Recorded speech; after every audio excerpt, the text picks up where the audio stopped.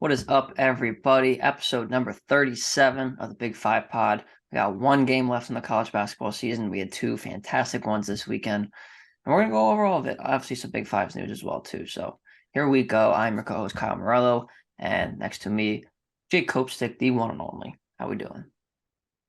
Yeah, we're doing great. Unfortunately, we have one college basketball game left for the season, so very sad. But like we've said a couple times in this show, don't cry because it's over, smile because it happened. We just had a barn burner of a game. A lot of people that look bad out there today. A lot of losers out there today that said that the FAU San Diego State game wasn't one to watch, one they're not interested in. And it only was one of the best games that we've ever seen in the Final Four, and the only Final Four game ever that ended in a team that was losing hitting a buzzer beater shot that ended up winning the game. Last time we had a Final Four game in Houston, Chris Jenkins, of course, had that buzzer beater when the game was tied. Last night, Lamont Butler hitting a shot, mid-range shot at the buzzer while San Diego State was down one to give them the win. So yeah, a lot of people eating crow. I don't imagine those people who said all that watch a lot of college basketball, but too good. The Miami game was good for a little bit. Unfortunately, UConn's just that dominant, but what a game between FAU and San Diego State. And contrary to what people believed, it delivered and it was terrific. Oh, it was incredible. I mean, when you talk about March Madness, you think about the buzzer beaters, you think about the mid majors and the upsets and whatnot. You got all of that in this game. It wasn't an upset. San Diego State was favored in the game, but two mid major teams, the one Cinderella team and FAU, they might have gotten hosed a little bit with some of the calls going San Diego State's way, and they just got out rebounded and dominated a little late in that second half. But and like you said, UConn dominating Miami was awesome. There's also been great games on the women's side too. I mean, the Final Four on Friday between South Carolina and Iowa was insane between Caitlin Clark and Aaliyah Boston didn't have her greatest game, but that game was insane. LSU coming back from down against West Virginia, or not West Virginia, Virginia Tech, excuse me, to win that one in the national championship this afternoon. We're recording this on Sunday. I mean, it was a rough show, which was unfortunate, but the world's biggest stage for women's basketball. And you got to see LSU win the championship, so congrats to them. Not Kim Mulkey. Kim Mulkey's not a. We don't like Kim Mulkey on the show, but for the rest of LSU Tigers, yes, congrats to them. And yeah, all right. So let's get into some Big Five news before we head on over to the national championship game preview and Final Four recap here. First things first. Obviously, last episode we talked about Adam Fisher um, being named Temple's head coach, and he's made a first addition to his staff. Michael Huger, um, who's coming over from Bowling Green. He was their head coach. Formerly, he was a Miami assistant with Adam Fisher from 2011 to 2015. He was also previously a George Mason assistant and a Longwood assistant before that. So he's had a pretty extensive coaching career dating back to about 15 years ago when he started. Seems like this could be a decent hire. Obviously, I think he's familiar with Adam Fisher. So what do you think about this? Yeah, so of course the guy that he's familiar with, and he's got head coaching experience as well, having been at Bowling Green for quite some time. So although his tenure there, didn't end great, still it's a guy who's got experience in pretty much any position. He had a long international career after he played at Bowling Green, actually under Jim Larinaga as well. So you have another connection there. But yeah, his staff's starting to take shape a little bit. We'll see who he continues to hire. I know his press conference was announced for Wednesday afternoon. You would think that I would think he wants to try and lock it up before then. So as soon as he gets done with doing his press and everything, he can just kind of hit the road and start recruiting and get the team together. Because guys at the portal, there's not going to be many guys that are here. So he's got to start getting the staff in order because they got to start recruiting if they're going to lose a lot of these.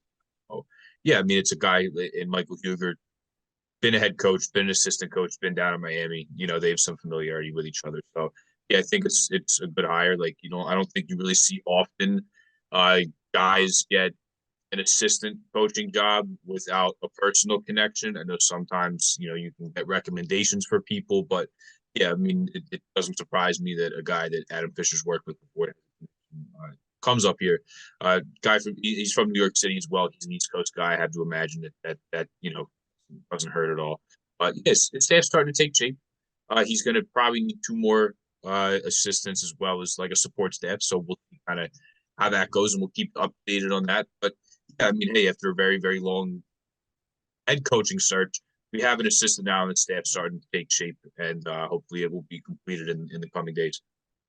Yeah, hopefully. I mean, obviously the head coaching hired cycle took a little bit longer than we all would have liked, but the staff's coming together so far. We got one hire. Hopefully we'll have some more soon here, like you said. Speaking of filling out a coaching staff, obviously there's a vacancy on the Villanova coaching staff now. And there was one name that you brought up to me before we were filming that could potentially be taking that spot. And I'm really, really curious to see what you think about it because this person uh, is familiar with the Big Five, knows it very well, and his name is Ashley Howard, and he's the former LaSalle head coach. So, what can you tell me about him potentially taking a spot on Villanova's staff? So to me, this is a extremely logical choice. It seems like it makes sense for both parties, much like a potential reunion between John Gallagher before he took the Manhattan job going back to St. Joe's would make. But he's a guy that spent a number of years at Villanova. Boat was a part of the staff on both championship teams. Big time recruiter, got them Colin Gillespie amongst other guys, and he was a head coach at LaSalle for 4 seasons as well. So he's been in the city for a while, and especially at Villanova. And now that Nova has a vacancy with George Halkovich leaving for Buffalo, I believe his press conference will be tomorrow afternoon. I think it's a totally logical choice. Guy that can recruit, guy that's got energy, really cares. I mean, I'll tell the story about how I was sitting courtside on press row at a LaSalle game. They were playing VCU, and VCU was beating them badly. And, I can hear that guy using every swear word in the book right next to me in the huddle. Like he really cares about the guys. He loves Nova, even during the year that he took off last year. That's another thing I think is big here. He took a year off of coaching. If there's anybody that ever has burnout, like and you just take a year off, kind of collect yourself, reset a little bit. I think maybe he also is feeling the urge to want to get back into coaching. So he's been off for a little bit. They need a guy with some experience. Nova, they like to hire from within. That's what they do anyway. So I think if they don't hire Ashley Howard, I think Joey Flannery, who's the director of basketball operations, is a logical choice to move to an assistant, and then one of Mike Anderson, or excuse me, Dwayne Anderson, Mike already get elevated to associate head coach. I think he do it that way. But yeah, Ash Howard, great recruiter, has experience there.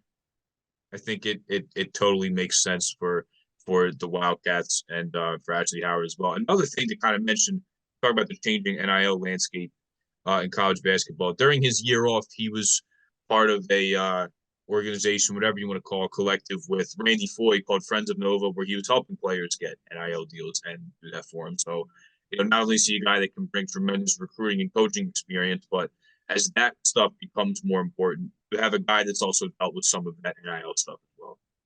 Yeah, and in this landscape of college basketball and college sports in general now, it's really, really important to be able to navigate the NIL stuff. I mean, you saw this Miami team that made the Final Four this year. They got some NIL guys, and obviously, it's different. That's I would probably say a much more desirable geographic location to go to.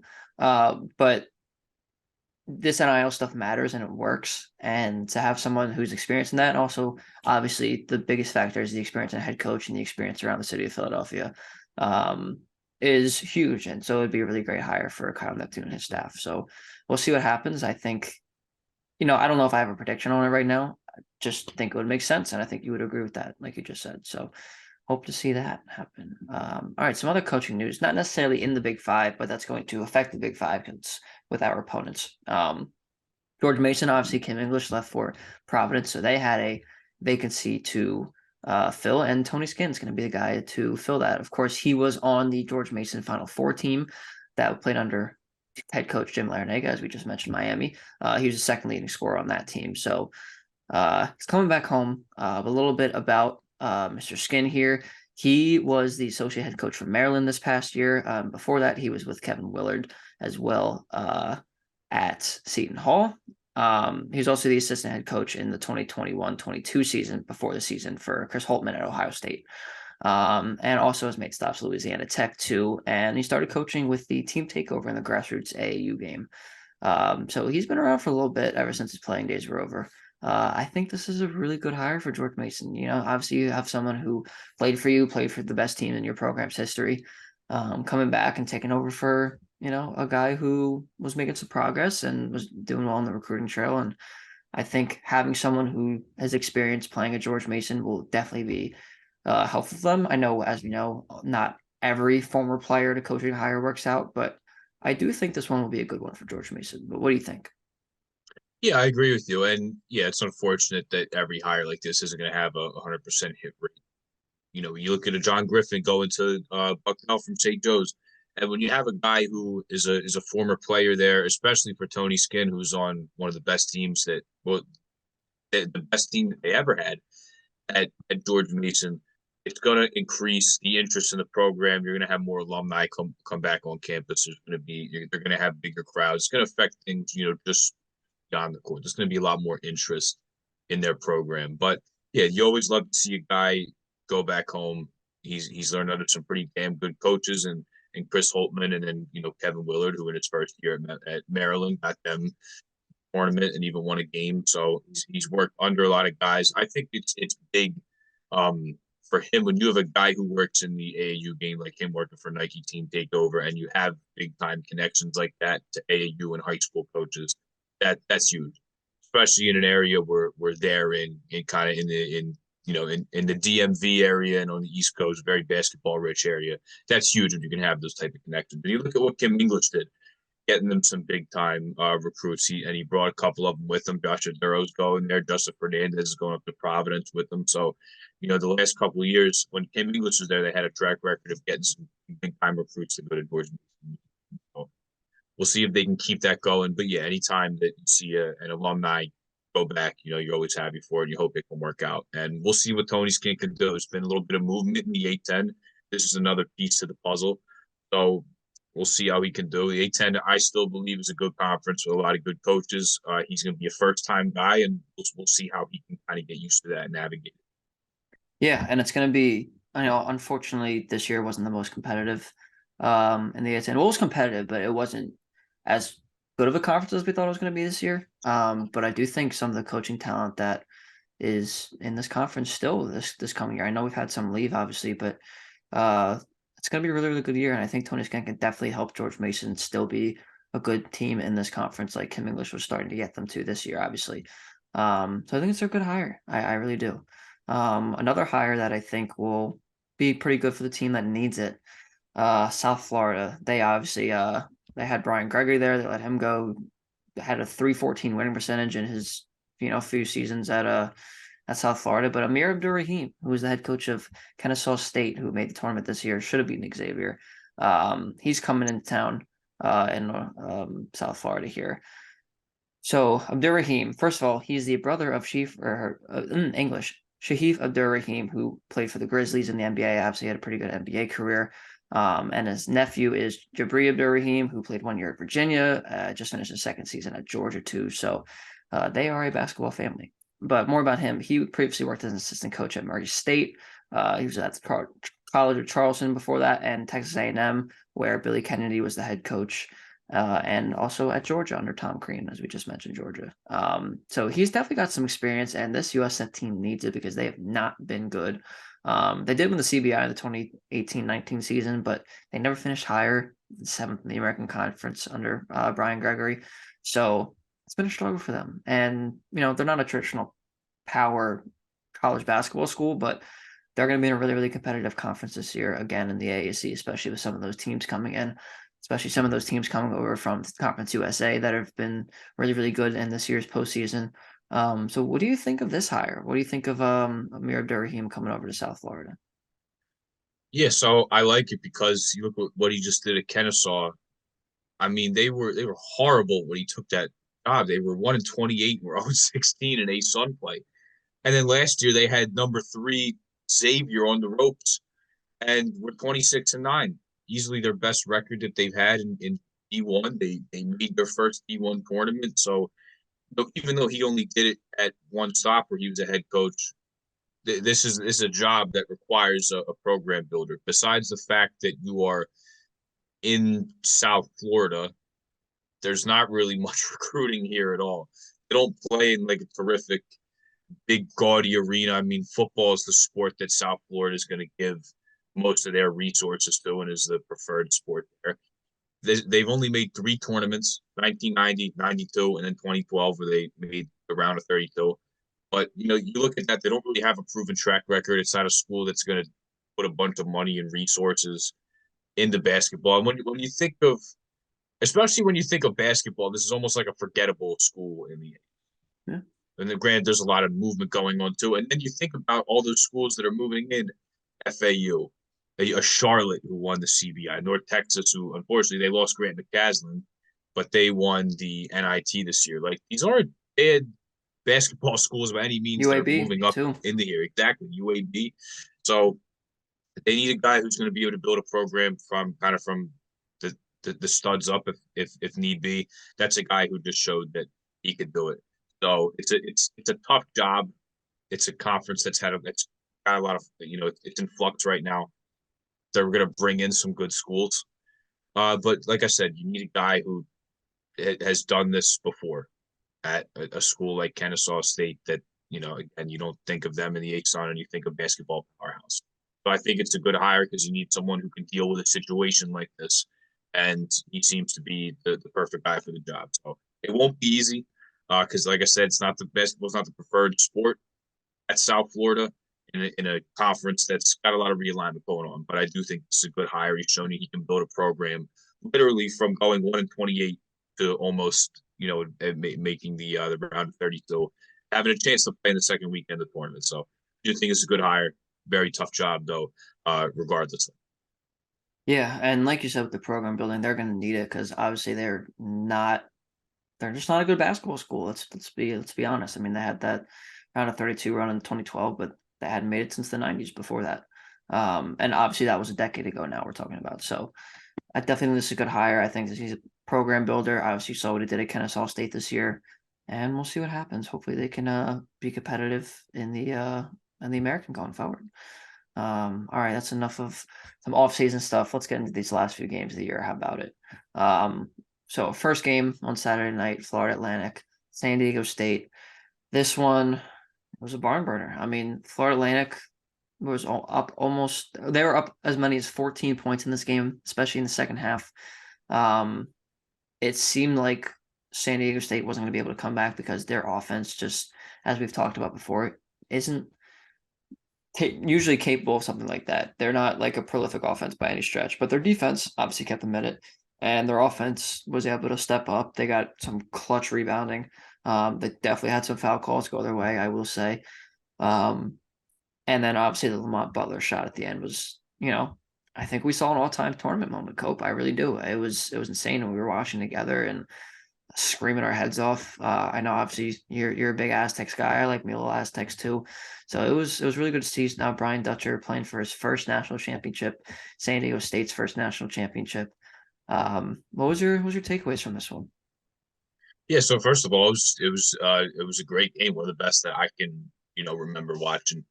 But yeah, FAU they knock shots down and they really punch San Diego State in the mouth like the Aztecs haven't seen because they've been able to hold opponents to really low shooting percentage.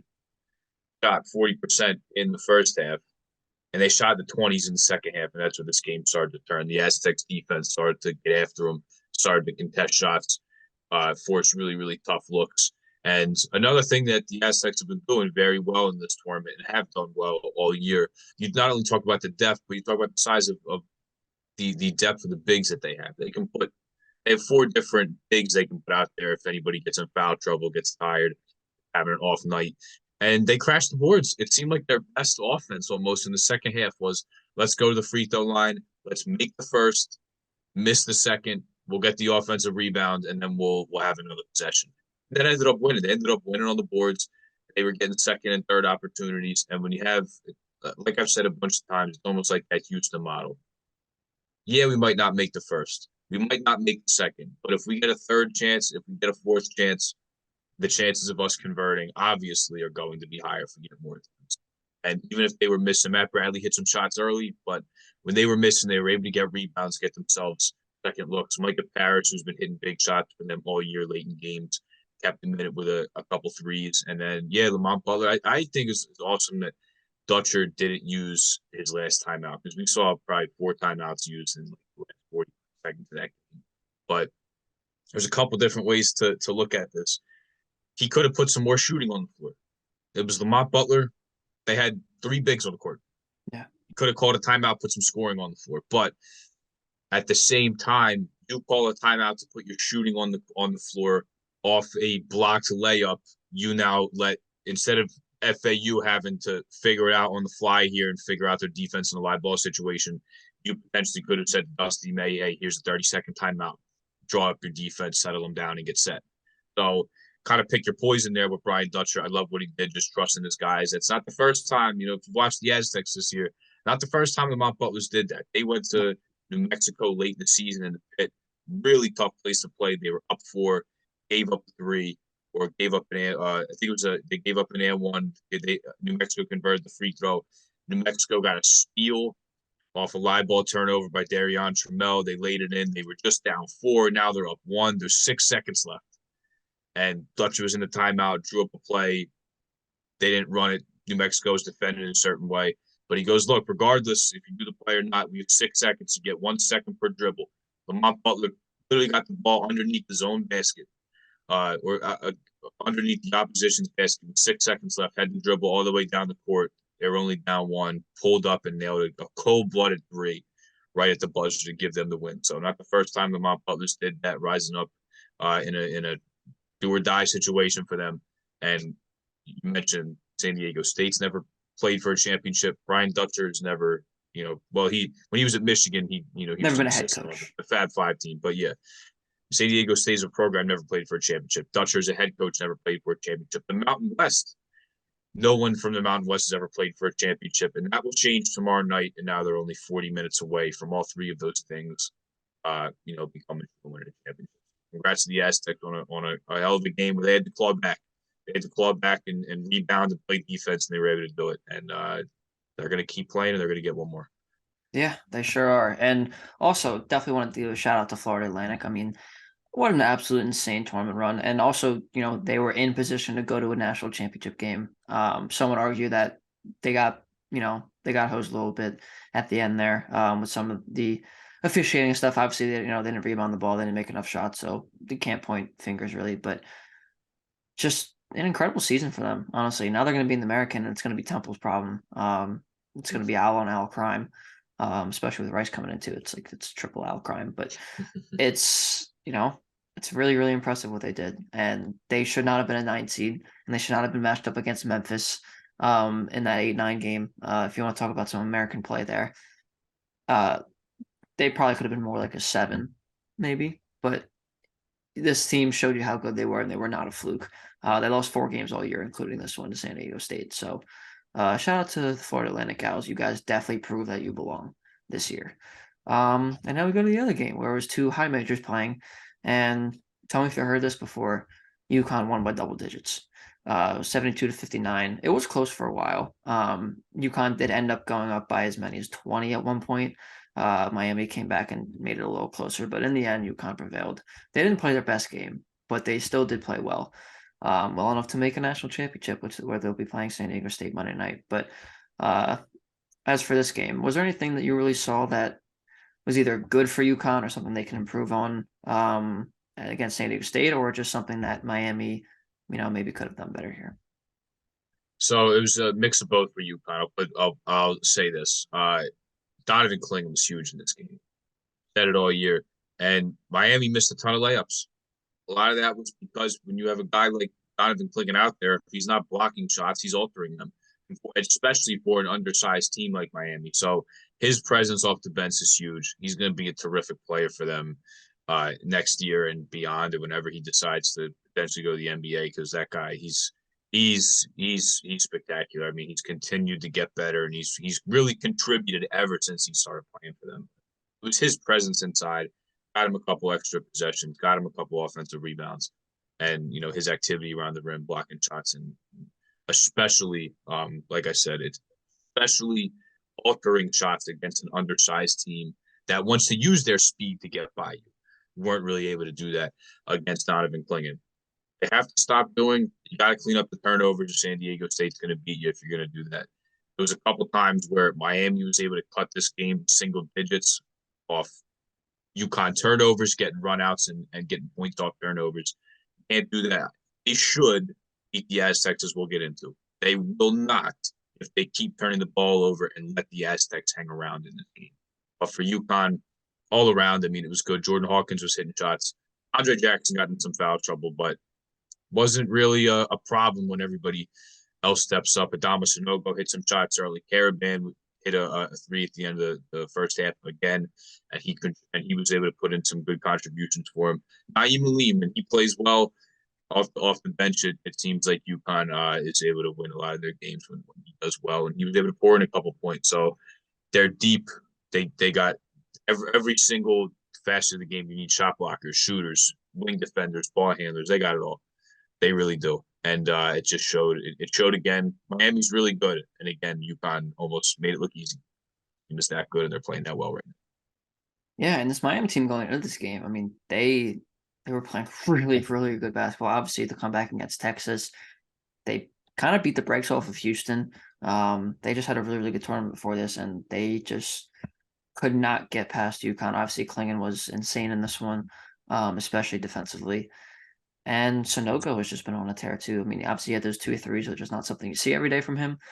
But even just his inside presence too is second to none. And it's going to be a very, very interesting game here on Monday night. So why don't we get into it? The national championship game, ladies and gentlemen. We are finally here. Number 5, San Diego State taking on number 4, UConn. That is at 9:20 p.m. Very late tip off. Not a huge fan of the late tip off, but we're gonna watch it anyway. We're gonna be fine. I guess I'll start here. Obviously I've been on UConn since the beginning here. I picked them to be my champion, and I don't think it's going to be any different here. I do think that at the end of the night on Monday night, they will be hoisting the national championship trophy as the leaders of college basketball this year. But I think it's going to get done because I don't think it's a great matchup for San Diego State, to be honest with you. Their defense is really, really good, and I do think they're going to give UConn some problems defensively, especially as we've seen with their shot blocking ability, and they're going to contest with some rebounds of a really good UConn rebounding team here. But I just think depth of UConn, like you just mentioned, and I think UConn defensively is just going to be a lot better than San Diego State has seen. I mean, Creighton's not an awful, by any stretch of the means, defensive team that they play in the Elite Eight. Florida Atlantic's not a bad defensive team either, but UConn's definitely probably the best one that they've faced in a little bit. And you can correct me if I'm wrong on that. I mean, Alabama too, in that one, but I just think, they will have some mismatches in this one, and I think UConn will win. The spread for this one's 7.5, so I do think San Diego State could cover here and it could be close-ish. But I do ultimately think UConn's going to win. I think it's a not great matchup for San Diego State. What do you think? Yeah, I agree, and specifically, I'm going to say on offense because UConn is a very explosive offense that we can see and can put up points in a lot of different areas, especially if, like we saw last night, Adama Sanogo comes out and nails 2 threes right away. You're able to take Nathan Mensah out of the middle, and the lane opens up. Then there could be some problems for San Diego State, even though they're very good at keeping guys in front of them. When you don't have your anchor back there and a 2-time Mountain West Defensive Player of the Year and a terrific shot blocker down there. I can see us a step up on a 3-point shooter, but that definitely isn't going to be. But it's the explosiveness on offense for UConn. They're just so balanced. Both these teams can go 9 guys deep. So as much as UConn's deep, it doesn't worry me because the Aztecs are the same way. Both these teams can go 9, can all produce. I will say though, I do think UConn wins for sure. But it wouldn't shock me if San Diego State covered this because they don't play a style. And I know it's hard to say this because you've seen how UConn's been dismantling teams, but San Diego State doesn't play a style that's conducive to getting blown out and getting beat by a lot unless they're missing everything. Play slow. They're not really going to shoot themselves in the foot with a crazy turnover game. They're going to play a low possession game. They're going to grind it out, get themselves some second chance opportunities, which we see going up against a pretty big team and you kind of the rebound pretty good. But that's what it comes down to for me. If we've seen the San Diego State team also go down, and they've had to come back against an Alabama, had to come back against Creighton. That was a really back and forth game, and then they had to come back from 14 down last night, and that's not to say that all three of those teams don't have explosive offenses, because they absolutely do. It's just that the way UConn's playing and the way their offense is playing, this isn't a team that if you go down 14, you're going to be able to come back. And that's why I'm going to take UConn, because, and not that that's San Diego State getting lucky with these comebacks. It's just that this isn't a team that's going to take the foot off the pedal. They're playing so well right now. They can, they can score with anybody. They can also defend with anybody. So I'm going to roll with UConn, but 7.5. I might even want to take that if I'm a better, just because San Diego State doesn't play a style that's conducive to a point. No, and I mean, and yes, I know UConn obviously in the Final Four, they beat Miami at 13. The Elite Eight's obviously a very big stage. I mean, all these games are big stages, but obviously, it's the later you go, the bigger the stage it gets. I don't think San Diego State's going to concede to getting beat by that much, by double digits, on a stage like this. I just can't see it happening. Like you said, that's just not the makeup of the team. They play really slow. They're a defensive team. They grind out victories. So even if they are losing, I think they'll stay in it, even if they don't win the game. So yeah, I agree with you there. I do think that San Diego State can definitely cover this game, but ultimately, I do think UConn will be the champions of college basketball, the national champions come Monday night. So we will see. It will be a very, very good game. I'm very, very excited. Brian Dutcher versus Dan Hurley, kind of a two no BS guys. It's going to be great. This is what we live for, man. This is, unfortunately, it's not March anymore, but it's essentially March. So yeah, that's pretty much all I got. Anything last words for you here before we sign off? Yeah, unfortunately, one more game. But yeah, we'll enjoy it. Obviously, it's biggest game of the year, so it doesn't matter what time they can tip off at midnight. I'll still watch. I'm already used to it with San Diego State for me. But yeah, next time we talk, we will have a winner from our bracket pool. I got to see how it's doing, because I think it kind of depends who wins tomorrow night. But next time we talk, we'll make sure we lead off next episode with the bracket winner, and then when that episode comes out, get in contact with us and let us know what kind of gift card you want. We'll send it over to you. Absolutely. Absolutely. Very much looking forward to that. I think if UConn wins, I'm going to finish in second. Not that I was going to take the gift card anyway, but there is someone ahead of me. I forgot exactly who it was that has UConn and has more points than me. So there's potential for that guy to win. Or girl. I don't know exactly who it is, like I said, but yeah, we'll see how it shakes out after tomorrow night. But last thing I wanted to say, I've been wearing this jersey the whole time, and I wasn't going to say anything till the end, but the New York Knicks are playoff bound for the second time in 3 years.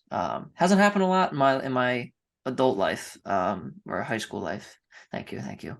So I'm very excited to see Jalen Brunson, former Big Five guy, Josh Hart, former Big Five guy, and obviously Julius Randle and everybody else, Emmanuel Quickly and all them going back to the playoffs. That's going to be good. I think we're going to be playing the Cavs, and that's going to be a really, really great series, and I'm very, very excited for that. So New York Knicks basketball, and obviously New York Rangers also clinching the playoff spot. So MSG is popping right now.